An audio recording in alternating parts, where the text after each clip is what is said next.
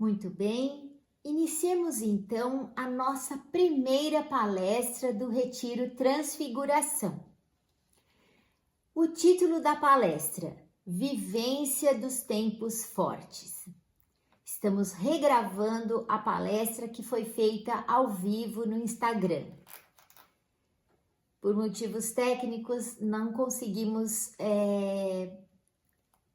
subir no YouTube a palestra original. Bem, comecemos então. A fé, se não é vivida, acaba por transformar-se em uma coleção de afirmações que, não raro, soam como palavras vazias. As coisas da vida só começam a ser entendidas quando começam a ser vividas. De outra maneira, encaradas de forma fria e intelectual, elas se tornam artificiais. Transfiguração, página 10. Essas palavras serão a plataforma que irão nos lançar em direção a uma vivência íntima com Deus. E por quê? Porque nós começaremos a vivificar a nossa fé através da prática dos tempos fortes. E o que são os tempos fortes, Andréia? São espaços de tempo reservados para estar a sós com Deus. Escrevam aí. Espaços de tempo reservados para estar a sós com Deus. E para que servem esses espaços de tempo? Eles servem não só para fazer crescer o nosso trato pessoal, trato de amizade, com o Senhor, mas também para fazer recuperar o nosso equilíbrio interior. Então, hoje em dia, gente, nós levamos uma vida tão desconcentrada, desintegrada, que nunca se viu igual o nível de desconcentração das pessoas hoje em dia. Nós fazemos muitas coisas ao mesmo tempo. Eu conheço pessoas que leem, veem televisão, escutam música, comem, bebem, elas fazem tudo ao mesmo tempo e na verdade não estão fazendo nada. Às vezes nem lembram o que comeram quando estão vendo algum filme junto, nem lembram o que comeu. Bem, não aguentam ficar sem falar, sem fumar, sem beber, sem ler, sem fazer alguma coisa. E até ficam andando de um lado para o outro, seja lá o que for, elas têm que fazer alguma coisa. É impossível, gente, para um grande número de pessoas ficar sem fazer alguma coisa. E elas ficam nervosas, ficam inquietas e têm de fazer algo ou com a boca ou com as mãos, sei lá. Então, essa falta de concentração demonstra claramente a nossa dificuldade de estarmos a sós conosco mesmo. Essa é a parte principal. E assim, elas passam a ser pessoas totalmente desintegradas interiormente. Isto é, deixam de ser pessoas e passam a ser verdadeiras pilhas elétricas. É quando surge aí a angústia, o estresse, as queixas e as lamúrias. Aliás, como diz Frei Inácio, ele diz assim, que o primeiro capítulo dos neuróticos são as queixas e as lamúrias. No entanto, para recuperar a nossa integridade interior e o domínio de nós mesmos, nós precisamos parar e nos retirar longe do barulho e da dispersão. E os tempos fortes, eles são os momentos preciosos em que nós vamos ficar a sós e com o nosso Deus para fazer isso, para nos reintegrar.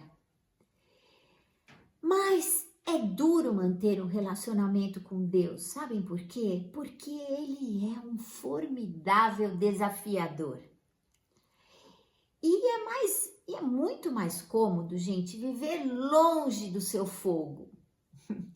Ele sempre nos questiona e nos faz pensar a respeito das nossas atitudes, e é difícil. E eu vou dizer para vocês que às vezes até dói, pois ele faz com que a gente faça pequenas cirurgias, né, no nosso ego, a seco geralmente e sem anestesia. Mas tudo por amor a ele, então passa logo. Ele sempre nos dá a paz, sempre, mas nunca nos deixa em paz com essas perguntas. A pergunta diz: será que você fez como eu faria, minha filha?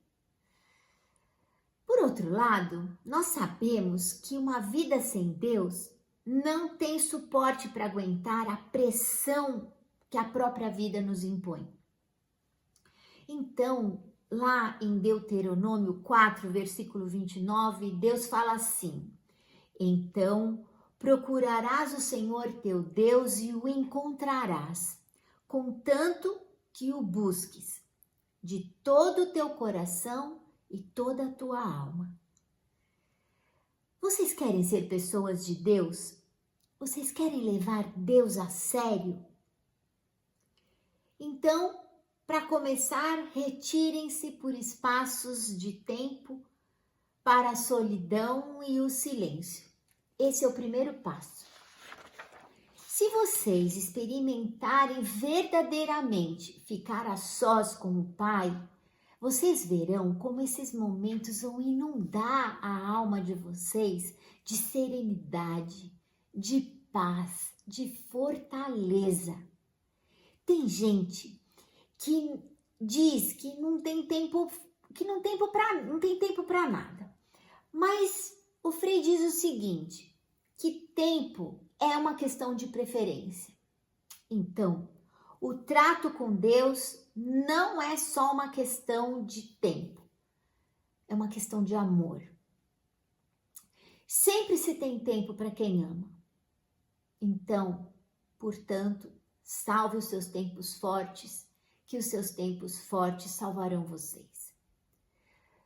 Concluiremos então afirmando para vocês que Deus é a nossa única salvação, mas que Ele não traz essa salvação de uma forma mágica. Somos nós que temos que ir buscá-lo através dos nossos tempos fortes. Então, vamos dizer isso para Deus, essa necessidade que nós temos de ficar com Ele? Então, comecemos então uma oração maravilhosa que está no livro Encontro. Precisamos de Ti, oração número 6. Comecemos então. Precisamos de Ti somente e de mais ninguém. Só Tu que nos amas, podes sentir por todos nós que sofremos a compaixão que cada um sente para consigo mesmo. Só Tu podes calcular como é grande, como é imensamente grande a necessidade de Ti neste mundo, nesta hora. Todos precisam de Ti, também os que não o sabem, e estes necessitam bem mais do que os que o sabem. O esfomeado pensa que tem que buscar o pão, mas tem fome é de Ti. O sedento pensa que precisa de água, mas a sede é de Ti. O doente sonha com a saúde, mas não percebe que seu mal é a ausência de Ti. Quem busca a beleza do mundo, sem dar-se conta, busca a ti, que és a beleza plena. O que em seus pensamentos está procurando a verdade, também não percebe que deseja a ti, que és a única verdade digna de ser conhecida. O que se esforça para conseguir a paz está buscando a ti, única paz em que podem descansar os corações inquietos. Eles te chamam sem saber que te chamam, e seu grito é misteriosamente mais doloroso que o nosso. Nós precisamos de ti. Vem, Senhor.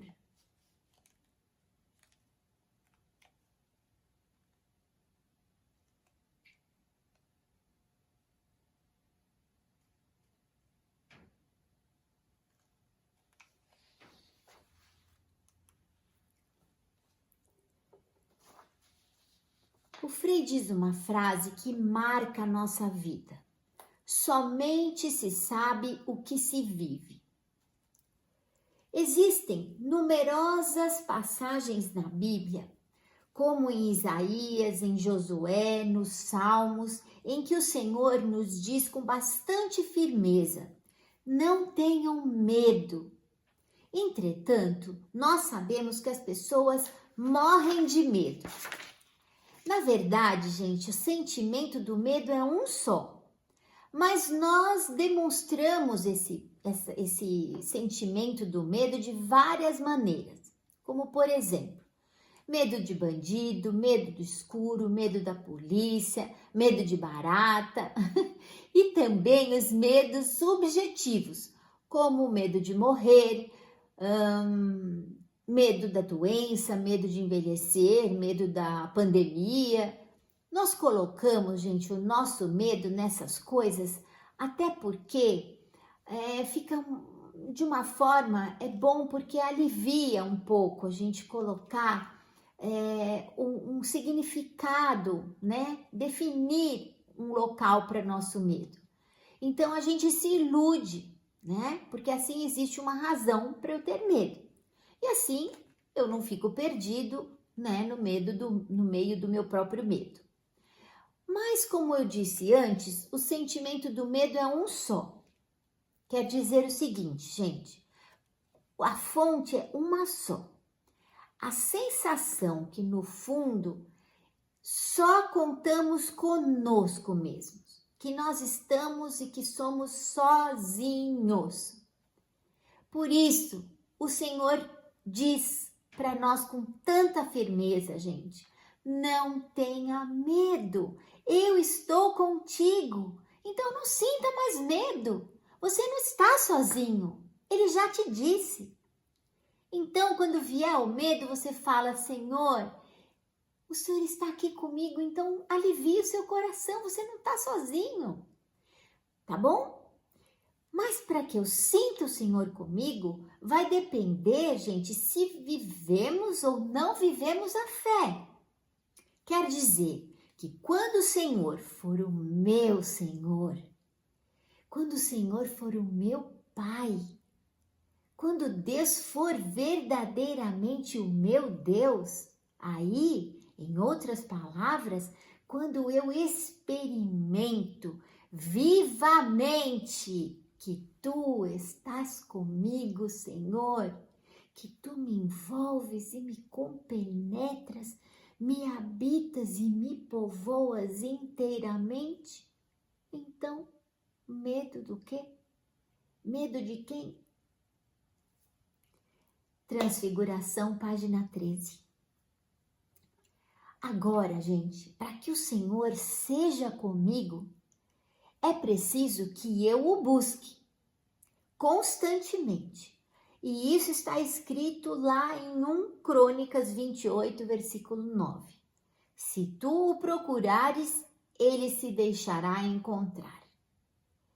E isto se consegue com a oração, desenvolvendo um relacionamento profundo com Deus através dos momentos de oração que nós, nas oficinas de oração, chamamos tempos fortes.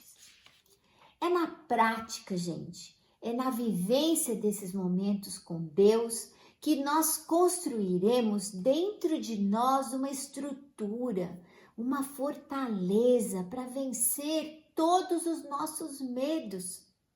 A oração, ela é como uma rede protetora que nós vamos tecendo dentro de nós. Cada oração é um ponto que nós damos nessa rede.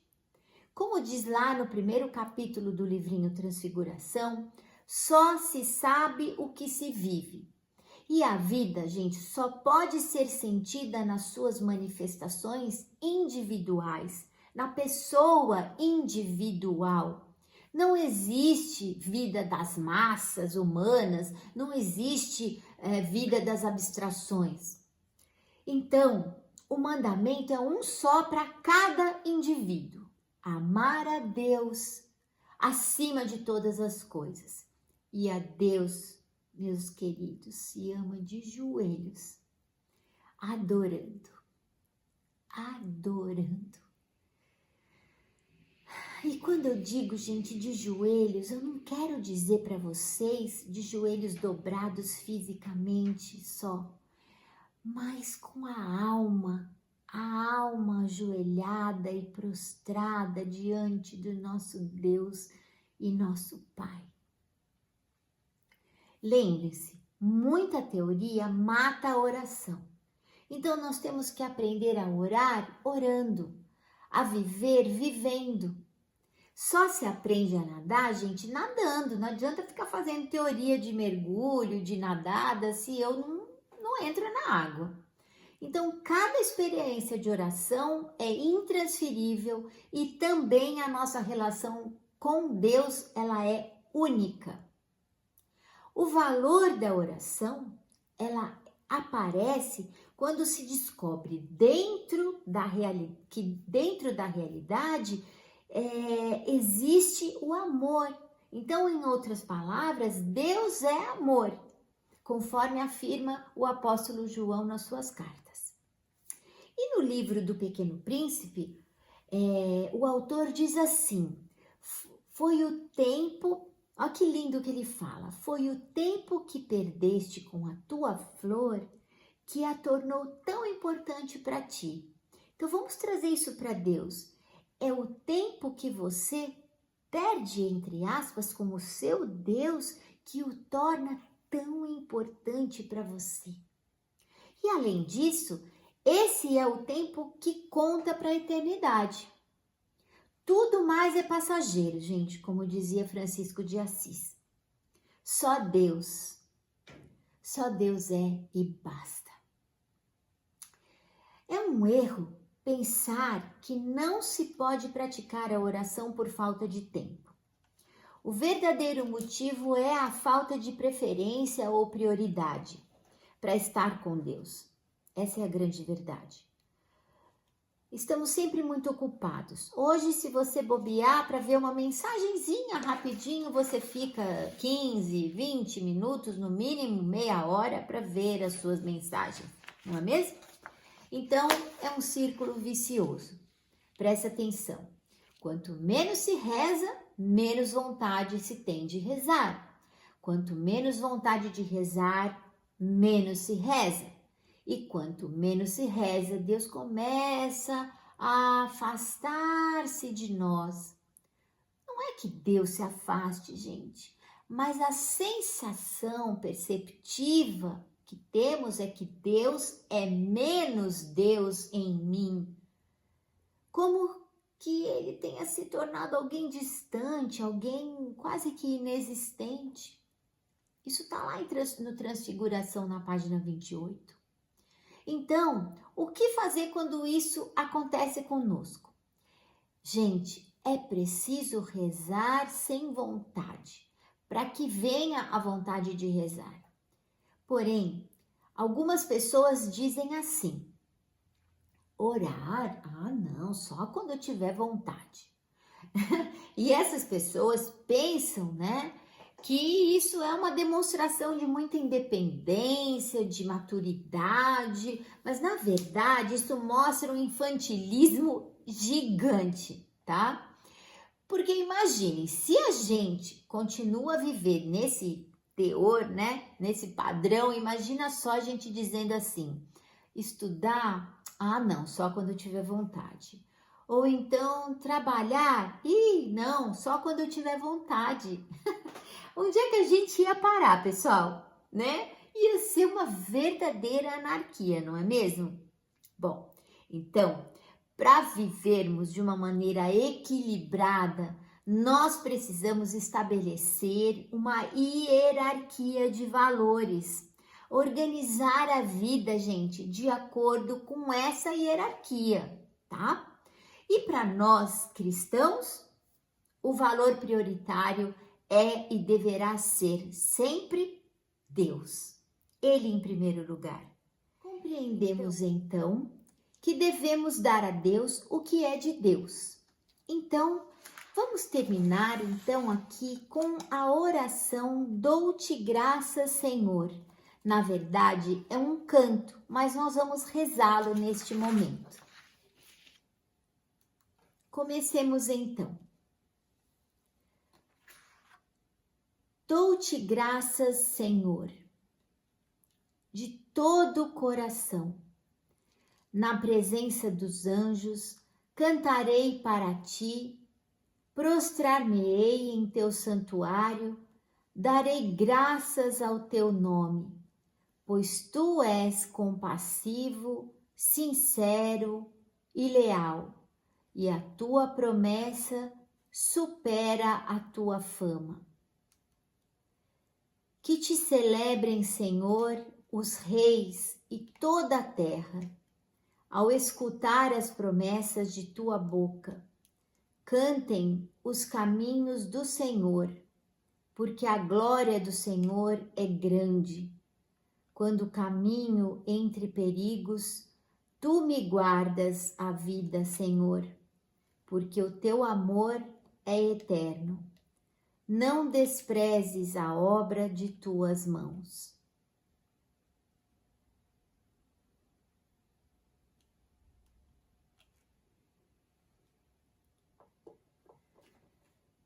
Entretanto, nós sabemos que orar não é fácil, não é mesmo? E não é fácil porque existe esforço. E nós, instintivamente, nos agarramos à lei do menor esforço. Fazer uma oração automaticamente durante a missa ou mesmo em casa rapidamente, rezando de passagem um Pai Nosso, uma Ave Maria, ou uma jaculatória, que são aquelas oraçõezinhas bem curtinhas, não é difícil. Mas, gente, parar, tomar um tempo para um diálogo íntimo com o Senhor, orando em profundidade, não é fácil.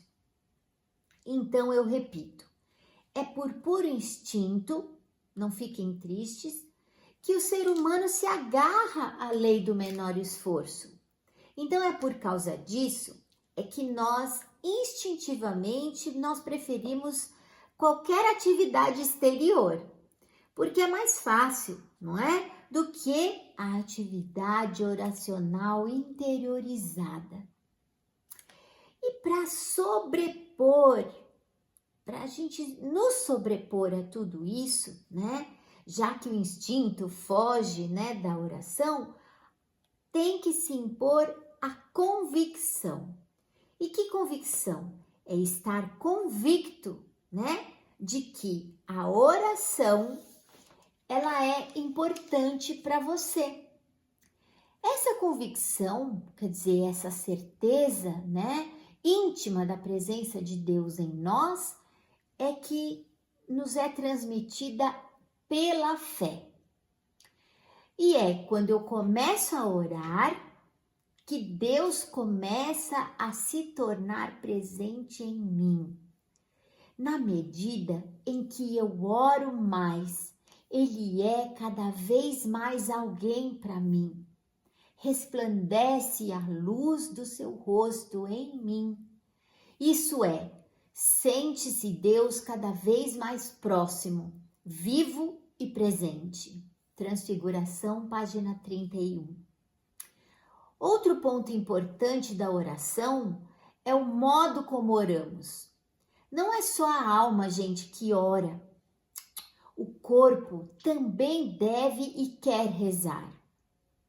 Como diz o salmista lá no versículo 3 do Salmo 83, 84, meu coração e minha carne clamam pelo Deus vivo. Então, para o cristão, o corpo será inclusive, como está escrito em 1 Coríntios 3, versículo 16, lá está assim, templo do Espírito Santo. No momento em que nós nos isolamos para fazer o nosso tempo forte, gente, nós somos muitas vezes acometidos pela distração. Essa mente que parece uma borboleta que não pousa. Nós nos queixamos de cansaço, de sono, de dor de cabeça, de má digestão, enfim, a gente dá um monte de desculpas, né? Nós precisamos conseguir que o nosso corpo não apenas não seja um estorvo, né?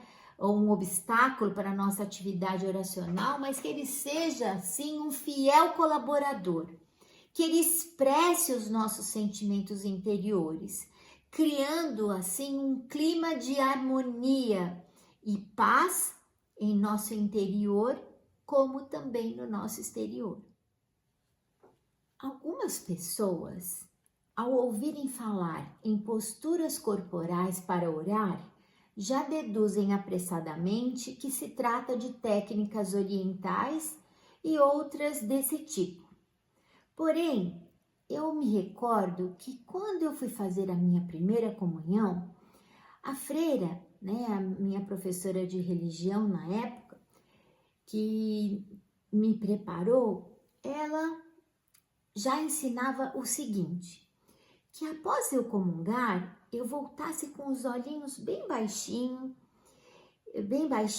e olhasse e ajoelhasse ali novamente e colocasse meu rosto entre as mãos, pois desse modo eu poderia falar melhor com Jesus, que já estaria ali dentro de mim.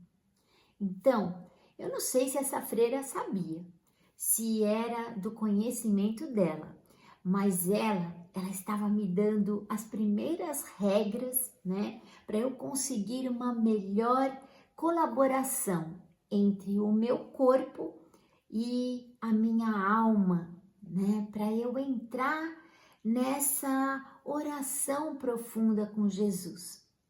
Então, hoje em dia existem diversas técnicas que nós costumamos chamar de silenciamentos, que preparam o corpo e a mente para entrar num clima de oração. Esses exercícios, eles são de grande ajuda, principalmente para aquelas pessoas que têm dificuldade de concentração e que são, por natureza, pessoas inquietas, dispersas, né? Inclusive, porque não fazem uma preparação prévia, muita gente não vai adiante na vida de oração. Porém, por favor, não confundam. Silenciamento não é oração. Trata-se de uma preparação para se conseguir um bom clima para a oração. Está bem? Nesse momento, eu vou dar para vocês uma explicação sobre a modalidade de oração que vocês vão praticar no seu tempo forte, que eu vou colocar nas postagens no YouTube e no Instagram, vou colocar no feed de notícias. Para esse tempo forte, vocês receberão uma pauta que vocês vão fazer e lá vai estar pedindo para que vocês façam a modalidade de leitura rezada, tá?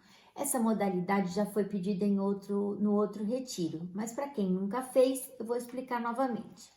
Então, a leitura rezada, ela precisa que seja apoiada, então, em uma oração escrita para poder então ser uma leitura, certo? É preciso assumir, assimilar, viver o significado, o conteúdo das frases e fazer então minhas as palavras que são lidas, repetindo-as e deixando que elas se impregnem, né, dentro de mim. E dessa forma eu vou estar com Deus, tá certo? Bem, vamos fazer então uma explicação comparando essa leitura rezada com uma pipa, tá bom? Então, para a leitura rezada, toma-se então, como eu disse, uma oração escrita que nos fale ao coração. Começa-se a ler devagar, procurando vivenciar, né, o que se está lendo. Isso é, eu vou sentindo, percebendo em profundidade as palavras que eu estou lendo. Ao encontrar então uma frase que tocou muito a minha alma, aí eu paro a leitura e assumo essas palavras como minhas. E aí eu vou repetindo, muitas vezes, fazendo dessas palavras uma ponte que me liga até Deus. Até que se esgote essa força da frase, ou que o conteúdo dessa frase seja Deus mesmo, que eu me encontre com Deus e aí a minha alma fica inundada da presença de Deus. Bem, então vamos ao exemplo da pipa. Comparando com a pipa, nossa mente é a linha que se sustenta, né, que sustenta a frase que nós estamos falando. Então, quando nós começamos a empinar a pipa, nós vamos dando linha para que ela possa subir cada vez mais para o céu, tá certo? O mesmo com a nossa mente. Para que ela possa se elevar, nós vamos cada vez repetindo a mesma frase. E a frase concentra a mente e a mantém elevada, unida a Deus. Ao chegar a pipa lá no alto, nós paramos de dar linha e ficamos admirados, quietos, contemplando a pipa lá no alto do céu. Igual com a mente, quando ela, por fim, se eleva, né, nós ficamos em admiração unidos a Deus, quietos e concentrados. De repente, a pipa começa a, né, se mexer, revolotear, aí nós voltamos a puxar a linha para mantê-la lá no alto. Assim também com a mente. Então, quando percebemos que nós estamos começando a ficar assim distraídos e que a mente está começando a dar voltas como a pipa, nós retomamos a frase para mantê-la lá no alto elevada, novamente unida a Deus, e assim nós ficamos. Quando isso acontecer, nós podemos deixar de lado as palavras escritas, que até então nós usávamos e permitir assim que o Espírito Santo clame dentro de nós, orando palavras espontâneas e inspiradas. Então, agora vocês vão receber, né, aí no feed de notícias e nas postagens do YouTube, e fiquem com o tempo forte para fazer. E com certeza Jesus irá na sua frente, deixando vocês perto dele, e vocês deixem-se conduzir por ele, tá bem? Um excelente tempo forte, fiquem com Deus e até a próxima palestra, até a segunda palestra. Fiquem com Deus, shalom, degustem o caramelo. Obrigada.